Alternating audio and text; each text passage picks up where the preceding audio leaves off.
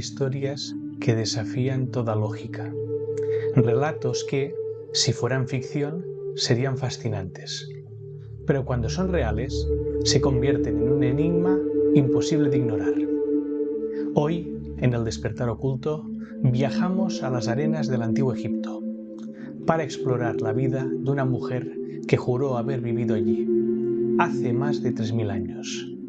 Su nombre fue Dorothy Eady, pero el mundo la conoció como Seti. Inglaterra, año 1904. Una niña de apenas 3 años cae por las escaleras de su casa en Londres. Los médicos la declaran clínicamente muerta, pero minutos después revive. Desde ese momento, Dorothy Eady ya no era la misma. Comenzó a pedir que la llevaran a casa, pero no se refería a Londres, sino a un lugar que nadie entendía, Egipto. Su comportamiento cambió drásticamente. Hablaba de templos, rituales y faraones. Dormía en el suelo, decía no pertenecer a ese tiempo, y lloraba cada vez que veía imágenes del antiguo Egipto. ¿Qué había ocurrido durante esos minutos de muerte clínica? ¿Fue solo una alucinación o el despertar de una memoria antigua? A medida que crecía, Dorothy desarrolló un conocimiento inexplicable sobre el Egipto faraónico. No solo recordaba nombres de deidades menores, sino también detalles arquitectónicos de templos aún no excavados. A los 14 años visitó el Museo Británico.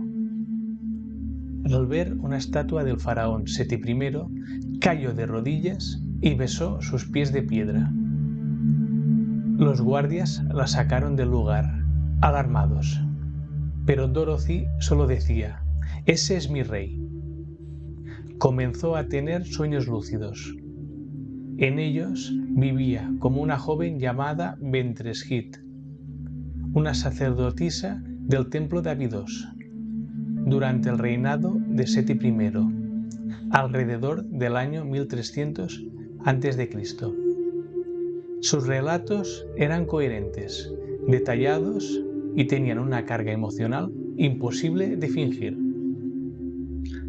A los 29 años, después de casarse con un egipcio, Dorothy se mudó al Cairo.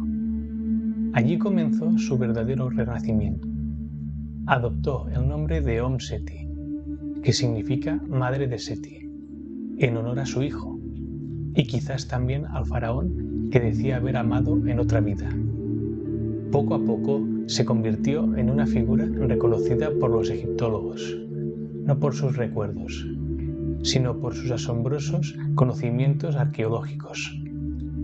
Seti ayudó a localizar pasadizos ocultos, cámaras secretas, y predijo inscripciones que aún no se habían descubierto, todo sin utilizar ningún equipo moderno. Finalmente llegó a Abidos, el templo que decía conocer mejor que su propia casa. Allí afirmó haber vivido como sacerdotisa, y allí decía que se encontraba el amor de su vida, el faraón Seti I. Cuando visitó el lugar por primera vez, se movía con una familiaridad sorprendente. Indicó a los arqueólogos la existencia de un jardín sagrado, que efectivamente fue hallado más tarde, enterrado bajo siglos de arena. Muchos expertos escépticos al principio quedaron desconcertados ante su precisión. Incluso el Departamento de Antigüedades Egipcias la consultaba con frecuencia. Pero Seti no solo hablaba de historia, hablaba también de otras dimensiones, rituales olvidados y dioses vivos. En sus diarios, Seti relató que, en varias ocasiones, el espíritu del faraón Seti I se le apareció en sueños, y también en forma física. Decía que mantenían conversaciones, que él la visitaba en momentos de soledad o duda, y que su conexión nunca se rompió a pesar de los milenios.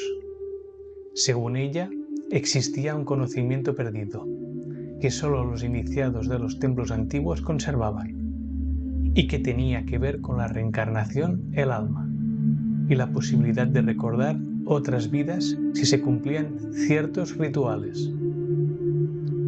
La ciencia nunca logró explicar cómo Om Seti conocía tantos detalles arqueológicos antes de ser descubiertos oficialmente. Tampoco cómo podía leer y traducir jeroglíficos con tal fluidez, sin haber recibido formación académica tradicional. Su vida fue estudiada por antropólogos, parapsicólogos y egiptólogos, y aunque algunos la tacharon de excéntrica, nadie pudo probar que mintiera. Ella nunca pidió fama ni dinero. Vivió sus últimos años como guardiana del templo de Abidos, en una pequeña casa de adobe sin lujos, pero rodeada del mundo que, según ella, fue suyo miles de años atrás. Murió en 1981 y pidió ser enterrada en la arena, cerca del templo. Su tumba nunca fue encontrada. Hoy, su historia aún divide opiniones. Para unos fue una mística con dones reales, para otros una mujer marcada por un trauma infantil. Pero, ¿y si tenía razón? ¿Y si su experiencia es solo una de muchas que la historia ha ignorado por miedo o soberbia? ¿Qué haría la humanidad si aceptara por fin que la conciencia no muere, que vivimos más de una vida y que el alma recuerda? La historia de Om Seti no exige que creamos, pero sí nos invita a preguntarnos: ¿qué somos en realidad? ¿Carne y hueso o espíritu eterno que viaja por el tiempo? ¿Y si la muerte solo fuera una puerta y el recuerdo la llave? Tal vez, en algún rincón del alma, todos llevamos un eco de vidas pasadas, y tal vez, al igual que Om Seti, algún día despertemos. Suscríbete al Despertar Oculto para más historias que la historia no se atreve a contar. Déjanos tu opinión en los comentarios. ¿Crees que Om Seti fue la prueba viviente de la reencarnación? ¿O solo una mente brillante atrapada entre dos mundos? Nos vemos en el próximo viaje hacia lo desconocido.